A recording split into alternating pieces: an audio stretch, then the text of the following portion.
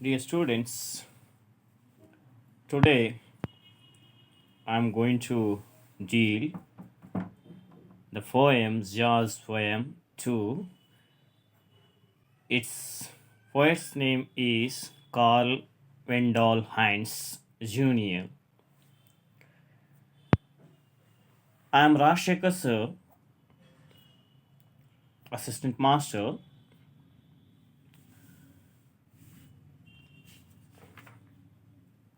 Before I am going to deal, I'm going to show you the picture of the poet Carl Wendell Heinz Jr. This is the picture of that poet, George Poem 2. About the author, Heinz was born in Wilson, North Carolina in 1940. 1940ರಲ್ಲಿ ಇವರು ಜನಿಸಿದರು. Wilson ಅಂತಕ್ಕಂತಹ ಊರಿನಲ್ಲಿ ಜನಿಸಿದರು ಅಂತ. ಇದು north Carolina ಏರಿಯಾದಲ್ಲಿ ಬರ್ತಕ್ಕಂಥದ್ದು. Son of educators Ruth Johnson and Carl W Hines, ಇವನ ತಂದೆ ತಾಯಿಗಳು. And grandson of Walter Scott Hines and Sarah Dach Hines ಅಂತಕ್ಕಂಥದ್ದು. His mother was an elementary school teacher and his father was a math teacher and self-taught musician. ಇವರ ತಾಯಿ ಒಬ್ಬರು elementary school ಶಿಕ್ಷಕಿಯಾಗಿದ್ದರು ಮತ್ತು ಇವರ ತಂದೆ ಗಣಿತ ಶಿಕ್ಷಕರಾಗಿದ್ದರು ಮತ್ತು ಅವರು ಮ್ಯೂಸಿಷಿಯನ್ ಆಗಿದ್ದರು, ಸಂಗೀತಗಾರರಾಗಿದ್ದರು. Hines would also become a maths teacher and musician. ಇವರು ಕೂಡ ಮ್ಯಾಥಮೆಟಿಕ್ಸ್ ಗಣಿತದ ಶಿಕ್ಷಕರಾಗಿದ್ದರು ಮತ್ತು ಮ್ಯೂಸಿಷಿಯನ್ ಆಗಿದ್ದರು. When Hines interest focused on ಜಾರ್ಜ್ music he began to play the piano. ಯಾವಾಗ ಹೈನ್ಸ್ರವರು ಬಹಳ ಆಸಕ್ತಿಯನ್ನು ಹೊಂದಿದ್ರು ಜಾರ್ಜ್ ಮ್ಯೂಸಿಕ್ ಮೇಲೆ, ಸಂಗೀತದ ಮೇಲೆ, ಜಾರ್ಜ್ ಅಂತಕ್ಕಂಥದ್ದು ಒಂದು ಮ್ಯೂಸಿಕ್, ಅದರ ಮೇಲೆ ಆಸಕ್ತಿಯನ್ನು ಹೊಂದಿದ್ರು, ಅವರು ಪಿಯಾನೋವನ್ನು ನುಡಿಸಲಿಕ್ಕೆ ಪ್ರಾರಂಭಿಸಿದರು. He continued to play throughout his life, but chose to become a teacher. ತನ್ನ ಜೀವನದುದ್ದಕ್ಕೂ ಆ ಪಿಯಾನೋವನ್ನು ನುಡಿಸಲಿಕ್ಕೆ, ಜಾರ್ಜ್ ಮ್ಯೂಸಿಕನ್ನು ನುಡಿಸೋದನ್ನು ಮಾಡಿದರು. But choose to become a teacher, ಆದರೆ ಆಯ್ಕೆ ಮಾತ್ರ ಶಿಕ್ಷಕರ ವೃತ್ತಿಯನ್ನು ಆಯ್ಕೆ ಮಾಡಿಕೊಂಡ್ರು. He taught for 35 years in the Indian Police area before retiring. ತಾವು ನಿವೃತ್ತಿ ಹೊಂದೋಕ್ಕಿಂತ ಮುಂಚೆ ಇಂಡಿಯನ್ ಪೊಲೀಸ್ ಅಂತಕ್ಕಂಥ ಏರಿಯಾದಲ್ಲಿ 35 ವರ್ಷಗಳ ಸೇವೆಯನ್ನು ನೀಡಿದರು. ಇಂಡಿಯನ್ ಪೊಲೀಸ್ ಅಂತಕ್ಕಂಥದ್ದು, the United States Congress passed legislation to divide North West Territory into 2 areas and named the western section the Indian Territory ಅಂತಕ್ಕಂಥದ್ದು. ಅಲ್ಲಿ ಯುನೈಟೆಡ್ ಸ್ಟೇಟ್ಸ್ ಆಫ್ ಅಮೇರಿಕಾ ದೇಶದ ಬರೆಹಗಾರರು ಇವರು, ಅಲ್ಲಿ ಬರ್ತಕ್ಕಂಥವ್ರು. ಆ ಏರಿಯಾ ಇದು ಇಂಡಿಯನ್ ಪೊಲೀಸ್ ಅಂತಕ್ಕಂಥದ್ದು. The United States Congress passed legislation to divide the North West Territory into 2 areas and named the western section the Indian Territory ಅಂತಕ್ಕಂಥದ್ದು. Dear students, here in that poet's name we see ZR. What it means? Okay, the abbreviation for junior used at the end of a man's name to show that he is the son of a man with the same name. ಅವರ ಕುಟುಂಬದಲ್ಲಿ ಒಬ್ಬ ವ್ಯಕ್ತಿ ಅದೇ ಹೆಸರಿನಲ್ಲಿರ್ತಾನೆ, ಅಂತಹ ವ್ಯಕ್ತಿಗೆ junior ಅಂತ ಬಳಸ್ತಾರೆ, ZR ಅಂತ ಬಳಸ್ತಾರೆ ಅಂತಕ್ಕಂಥದ್ದು ನೆನ್ಪಿಟ್ಕೊಳ್ಬೇಕು ಮಕ್ಕಳೇ. ಇಷ್ಟು ಅಬೌಟ್ ದ poet ಅಂತಕ್ಕಂಥದ್ದು. He was a Jewish musician. He began to play piano ಅನ್ನೋದು ನೆನ್ಪಿಟ್ಕೋಬೇಕು. He was a teacher. His father was also a teacher ಅಂತಕ್ಕಂಥದ್ದು ನೆನ್ಪಿಟ್ಕೋಬೇಕು. And then his mother was an elementary school teacher ಅಂತಕ್ಕಂಥದ್ದು ನೆನ್ಪಿಟ್ಕೊಳ್ಬೇಕು.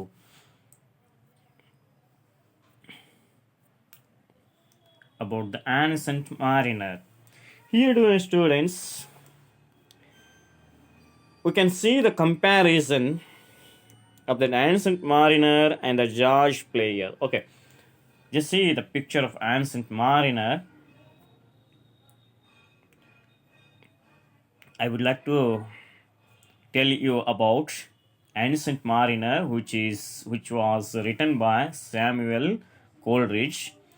Rhyme of Ancient Mariner by Samuel Taylor Coleridge was first published in 1798 and is one of the most famous poems in English language. As is the ribbed sea saints, the seaman, who is the ancient mariner of the title, then roams the world retelling the tale of his cursed journey. ತನ್ನ ದುಃಖಿತ journey cursed ಜರ್ನಿಯನ್ನು ತಾನು ಹೇಳ್ಕೊತ ಹೋಗ್ತಾ ಇರ್ತಾನೆ ಈ ಒಂದು ಪೊಯಮ್ದಲ್ಲಿ. The rime of ancient Mariner ಅಂತಕ್ಕಂಥ ಒಂದು ಪೊಯಮು. ಇದನ್ನು Samuel ಕೋಲ್ಡ್ರಿಜ್ ಅವರು ಪಬ್ಲಿಷ್ ಮಾಡಿದರು 1798ರಲ್ಲಿ ಇದನ್ನು ಪಬ್ಲಿಷ್ ಮಾಡಿದರು ಅಂತಕ್ಕಂಥದ್ದು.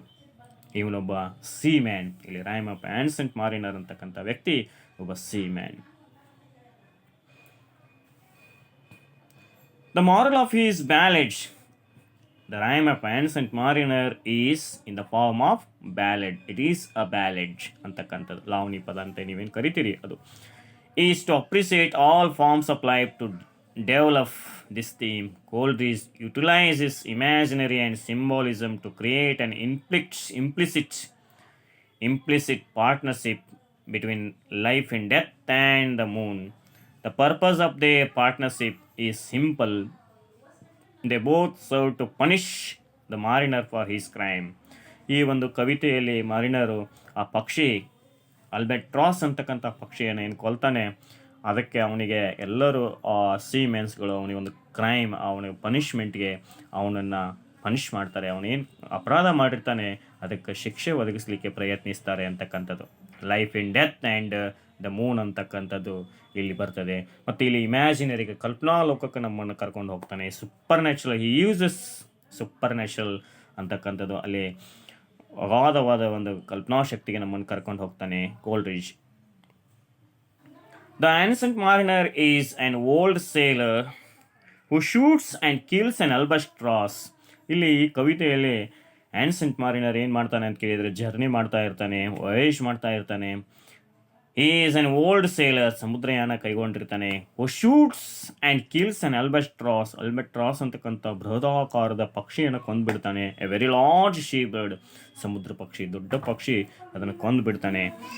The other sailors think that this will bring them bad luck. ಅವನ ಜೊತೆ ಇನ್ನುಳಿದ ಸೇಲರ್ಸ್ಗಳು ಏನು ನಾವಿನಲ್ಲಿ ಬಂದಿರ್ತಾರೋ ಅವನ ಜೊತೆ ಸಿಪ್ನಲ್ಲಿ ಬಂದಂಥ ವ್ಯಕ್ತಿಗಳು ಅದು ಬ್ಯಾಡ್ ಲಕ್ ಅಂತ ಹೇಳ್ತಾರೆ. And they force him to wear dead albatross on a rope around his neck so that they will not be punished for his crime. ಅವನ ಮಾಡಿದಂಥ ಅಪರಾಧಕ್ಕೆ ಅವ್ರಿಗೆ ಶಿಕ್ಷೆ ಆಗೋದಿಲ್ಲ, ಅವನಿಗೆ ಆಗಲಿ ಅಂತ ತಿಳ್ಕೊಂಡು ಅವನ ಕೊರಳಲ್ಲಿ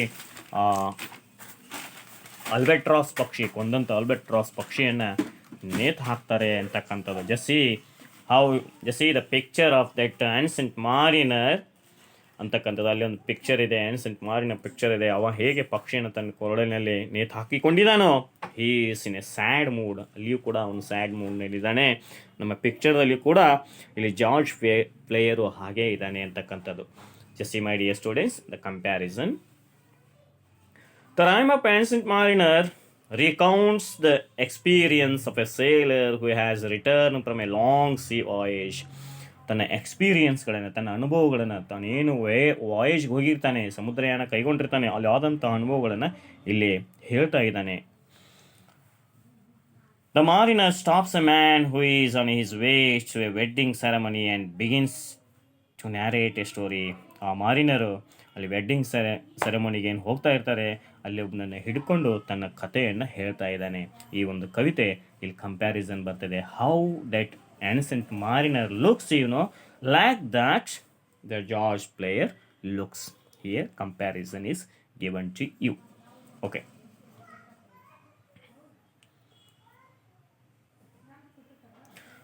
In the rhyme of ancient mariner, the mariner tells about his experience, what he had while he was in that voyage. He tells all the things to the wedding in that wedding ceremony.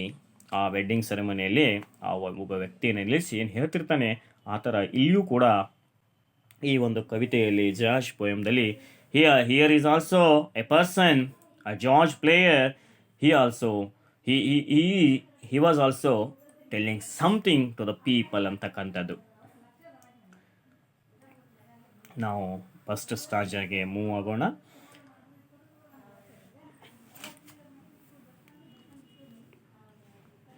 There he stands, see, like a black ancient mariner, his wrinkled old face, so full of the wearies of living, is turned downward with closed eyes.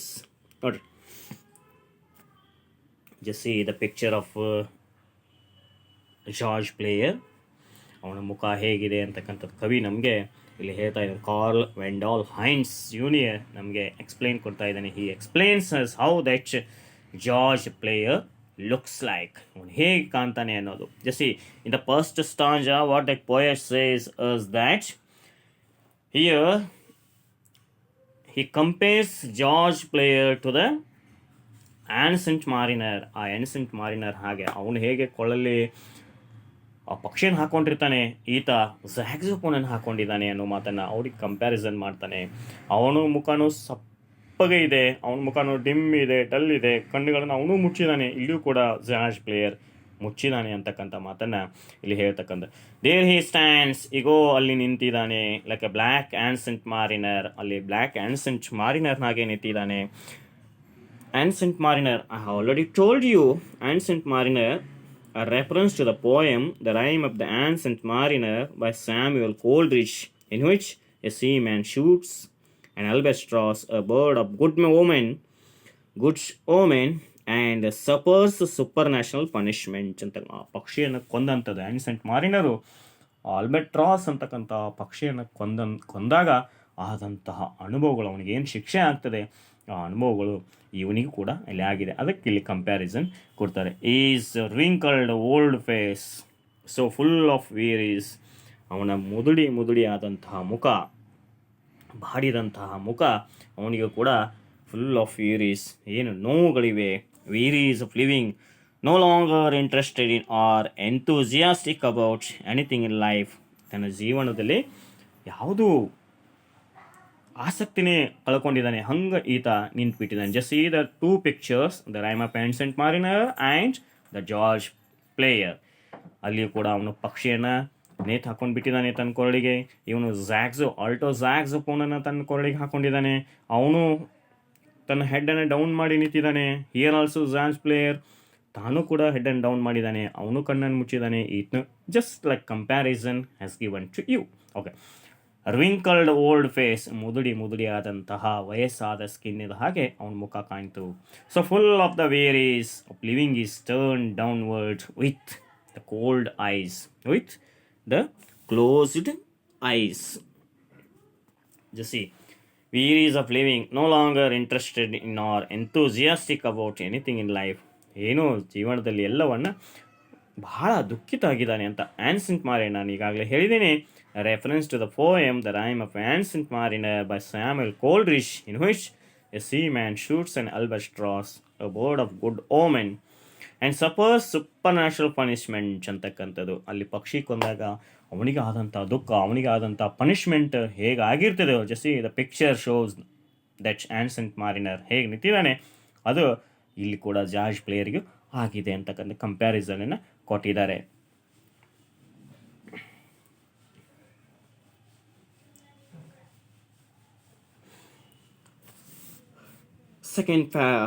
Second stanza, full of wearies of living is turned downward with the closed eyes. ತನ್ನ ಕಣ್ಣುಗಳನ್ನು ಮುಚ್ಚಿಬಿಟ್ಟಿದ್ದಾನೆ. His frayed collar, faded blue old shirt turns dark with sweat, and the old necktie undone drops loosely about the worn.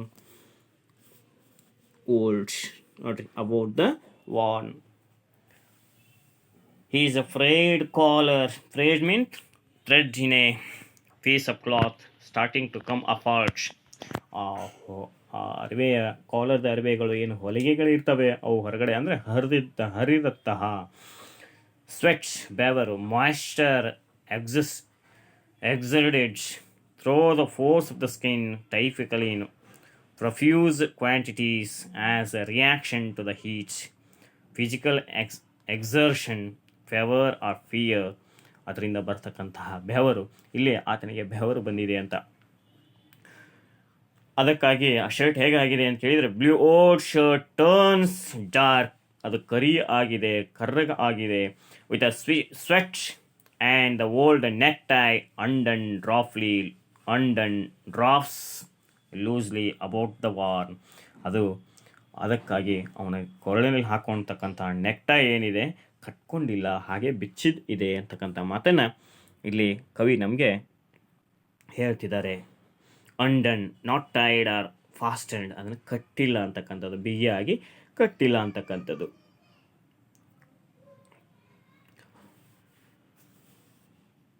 About the worn old jacket, just barely holding his sagging stomach in. His run-down shoes have papers in them, and his rough, unshaven face shows pain in each wrinkle ಅಂತಕ್ಕಂಥದ್ದು. Okay, ಮುಂದ್ಗಡೆ ಇರ್ತಕ್ಕಂಥದ್ದು connection ಇದೆ. Old jacket, ಅವನು ಹಾಕಿಕೊಂಡಂಥದ್ದು. Loosely about the worn old jacket, ಅದು ಹಾಕಿಕೊಂಡಂತಹ jacket ಹೇಗಿದೆ ಅಂತ ಹೇಳಿದರೆ ಹಳೆಯದಾಗಿದೆ. Just barely holding his sagging stomach in. Barely means just only just almost ಹಿಡ್ಕೊಂಡಿದೆ. ಟು ಹ್ಯಾಂಗ್, ಸ್ಯಾಗ್ ಅಂದರೆ ಸ್ಯಾಗ್, ಟು ಹ್ಯಾಂಗ್, ಅದು ಜೋತಾಡ್ತಕ್ಕಂಥ ಹೊಟ್ಟೆಯನ್ನು ಹಿಡ್ಕೊಂಡು ಬಿಟ್ಟಂಗೆ ಅನಿಸ್ತಿದೆ. He's run down shoes have paper in them, ಅವನ ಹರಿದಂತಹ ಬೂಟ್ಗಳೇನು ಹಾಕ್ಕೊಂಡಿದ್ದಾನೆ ಅವು ಹರಿದಿವೆ ಮತ್ತು ಅದರಲ್ಲಿ ಪೇಪರದ ಕಾಣ್ತಾ ಇವೆ, ಚಿಕ್ಕ ಚಿಕ್ಕ ಪೀಸ್ಗಳು ಹಾಗೆ ಅಲ್ಲಿ ಕಾಣ್ತಾ ಇದೆ. ಹೀಸ್ ರಫ್ ಅನ್ಸೇವನ್ ಪೇಸ್, ನೋಡಿರಿ ಮುಂದೆ ಹೇಳ್ತಕ್ಕಂಥದ್ದು. ಹೀಸ್ ರಫ್, 15 ಲೈನ್ಸ್ಗಳು ಇಲ್ಲಿಗೆ ಕಂಪ್ಲೀಟ್ ಆಯಿತು. Run down means broken down, ಹರಿದಂಥವ, ಚಿಂದಿಯಾದಂಥವ. His rough, unshaven face shows pain in each wrinkle, but there he stands in self-brought solitude, head still down, eyes ಅಂತಕ್ಕಂಥದ್ದು. ಮುಂದೆ rough unshaven face, his rough unshaven face shows pain, ಅವನೇನು ತಾನು ಗಡ್ಡಧಾರಿಯಾಗಿದ್ದಾನೆ, ತನ್ನ ದಾಡಿಯನ್ನು ತೆಗೆದಿಲ್ಲ, ಹಾಗೆ ನಿಂತಿದ್ದಾನಲ್ಲ, ಅದಕ್ಕೆ unshaven ಅಂತಕ್ಕಂಥದ್ದು. Rough, having an uneven or irregular surface, not smooth or level, ಅಂದರೆ ಹಾಗೆ ತಾನು ಹೇಗೆ ದಾಡಿಗಳನ್ನು ಹಾಗೆ ಬಿಟ್ಟಿದ್ದಾನೆ, ಅವನು ತೆಗೆದುಕೊಂಡಿಲ್ಲ ಅಂತಕ್ಕಂಥದ್ದು, ಸೇವ್ ಮಾಡ್ಕೊಂಡಿಲ್ಲ ಅಂತಕ್ಕಂಥದ್ದು. ಶೋಸ್ ಪೇನ್ ಇನ್ ಈಚ್ ರ್ವಿಂಕಲ್, ಅವನ ಇಲ್ಲಿ ರ್ವಿಂಕಲ್ ಪೇಸ್ ಇದೆ ಡಿಯರ್ ಸ್ಟೂಡೆಂಟ್ಸ್. ಇಲ್ಲಿ ಒಂದು ರ್ವಿಂಕಲ್ ಮೀನ್ಸ್ ಮುದುಡಿ ಆದಂಥದ್ದು ಚರ್ಮ, ಮುದುಡಿಯ ಮುಪ್ಪಾವಸ್ಥೆಗೆ ಬಂದಂಥದ್ದು, ಹಾಗೆ ಅಲ್ಲಿ ಕಾಣಿಸ್ತದೆ ರಿಂಕಲ್ ಅಂತಕ್ಕಂಥದ್ದು. ಇಲ್ಲಿ ನೀವು ಚಿತ್ರ ನೀವು ನೋಡ್ತಾ ಇದ್ದೀರಿ ಹಾಗೆ. But there he stands in self absorbed solitude head, ಆದರೆ ಅವನು ಹೇಗೆ ನಿಂತಿದ್ದಾನೆ ಅಂತ ಕೇಳಿದರೆ, solitude means the state of being alone, ಒಬ್ಬಂಟಿಗನಾಗಿ ಏಕಾಂಗಿಯಾಗಿ ನಿಂತು ಬಿಟ್ಟಿದ್ದಾನೆ. ಸೆಲ್ಫ್ ಬ್ರಾಡ್, ಆತ್ಮಸ್ಥೈರ್ಯದಿಂದ ನಿಂತುಬಿಟ್ಟಿದ್ದಾನೆ ಅಂತಕ್ಕಂಥದ್ದು. Unshaven, not having had the hair remove, ನೋಡ್ರಿ, not having had the hair remove, ಆ ದಾಡಿಗಳನ್ನು ತನ್ನಲ್ಲಿ ಏನು ಗಡ್ಡ ಇದೆ ಅವನನ್ನು ತೆಗೆದುಕೊಳ್ಳದೆ ಇರೋದು, ಅದಕ್ಕೆ ಅನ್ಸೇವನ್ ಪೇಸ್ ಅಂತಕ್ಕಂಥದ್ದು. Pain, emotional or mental suffering, ಬಹಳ ನೋವು ತೊಂದರೆ ಆತನಿಗಿದೆ ಅಂತಕ್ಕಂಥದ್ದು. Wrinkle, if a skin or material wrinkles or if something wrinkles it gets small lines or folds in it, skin ಮೇಲೆ ಸಣ್ಣ ಸಣ್ಣ ಲೈನ್ಸ್ಗಳು ಹೀಗೆ ಬೀಳೋದು. ಇಲ್ಲಿ ಚಿತ್ರ ಇದೆಯಲ್ಲ ವಿದ್ಯಾರ್ಥಿಗಳೇ, ಆ ಥರ. Solitude, the state R situation of being alone ಅಂತಕ್ಕಂಥದ್ದು, ಒಬ್ಬಂಟಿಗ, ಏಕಾಂಗಿಯಾಗಿರುವುದು. ನಾವು ಫಿಫ್ತ್ ಸ್ಟಾಂಜಾಗೆ ಮೂವ್ ಆಗೋಣ. ಸ್ಟಿಲ್ ಡೌನ್ ಐಸ್,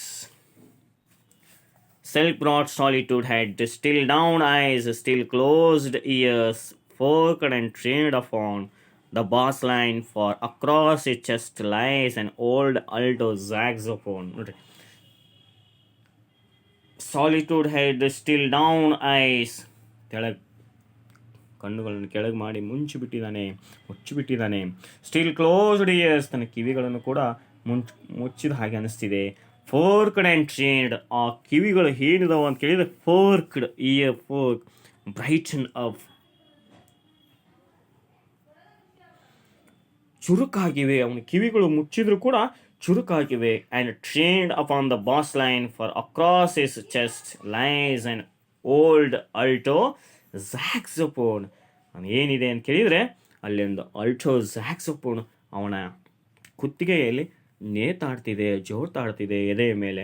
ಅಲ್ಟೋ ಸ್ಯಾಕ್ಸೋಫೋನ್ಸ್ ಅಂತಕ್ಕಂಥದ್ದು.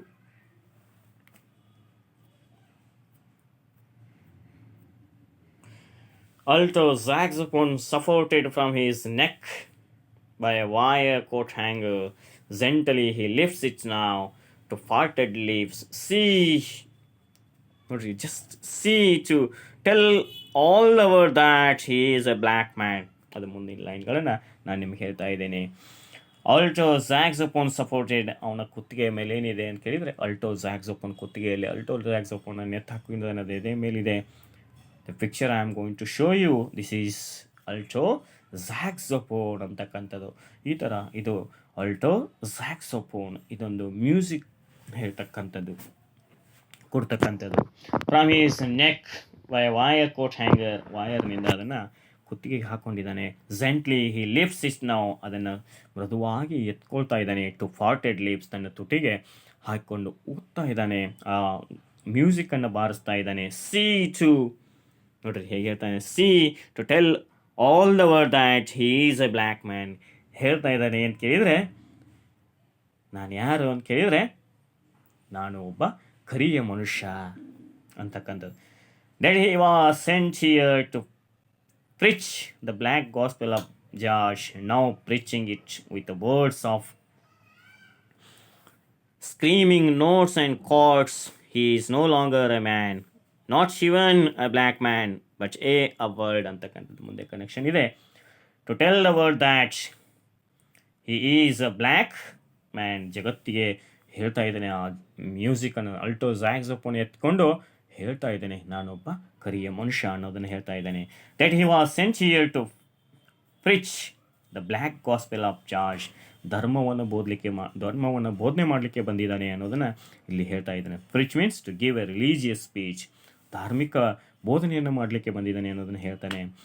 A type of religious music, which gospel means a type of religious music in which religious songs are sung very lordly.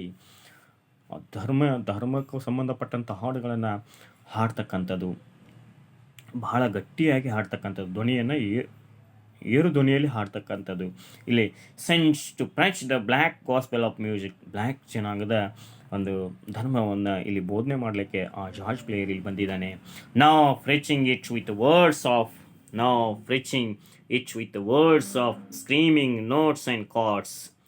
He is no longer a man, no not even a black man, but H hey a bird, one that gathers his wings and flies.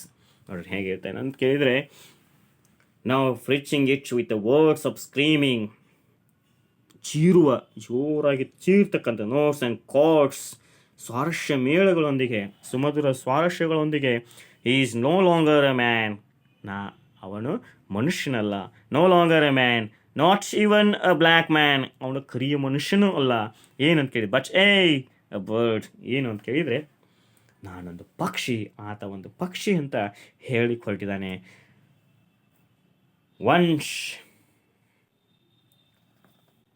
One that gathers his wings and flies, ಏನು ಆ ಪಕ್ಷಿ ತನ್ನ ರೆಕ್ಕೆಗಳಂತ ಏನು ಹಾರ್ತಿದೆಯೋ ಆ ಥರ ನಾನೊಂದು ಪಕ್ಷಿ ಅಂತ ಹೇಳ್ತಾ ಇದ್ದಾನೆ. ಹೈಯರ್, ಎತ್ತರ, ಇನ್ನೂ ಎತ್ತರ, ಅಗಾಧವಾಗಿ ಮೇಲೆ ಹಾರ್ತಕ್ಕಂಥದ್ದು. ಅಂಟಿಲ್ ಹಿ ಫ್ಲೈಸ್ ಅವೇ, ಎಷ್ಟು ಸಾಧ್ಯ ಆಗಿ ಹೋಗ್ತಿದೆಯೋ ಅಷ್ಟು ವೇಗವಾಗಿ ಮೇಲೆ ಹೋಗ್ತಕ್ಕಂಥದ್ದು. Until he flies away or come back to find himself a black man again, ಮತ್ತೆ ಮರಳಿ ತಾನು ಇದ್ದಂತಹ ಕರಿಯ ಮನುಷ್ಯನಾಗಿ ಮತ್ತೆ ರೂಪವನ್ನು ತಾಳ್ತಕ್ಕಂಥದ್ದು.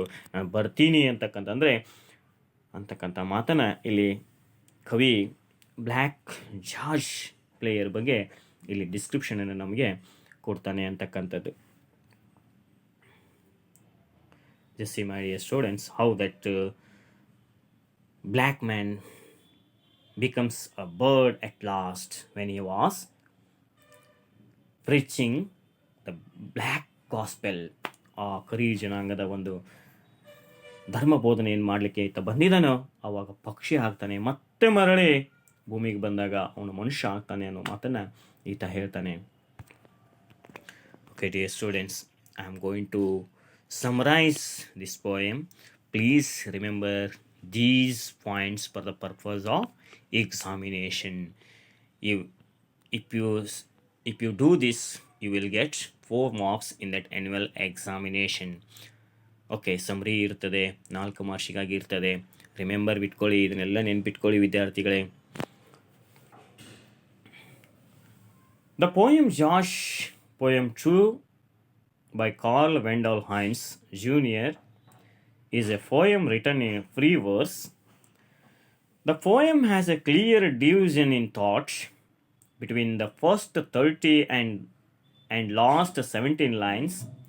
If the first 30 lines describes the old, worn-out state of a jazz musician, the last 17 lines speaks about his transformation from a pathetic figure to a powerful musician.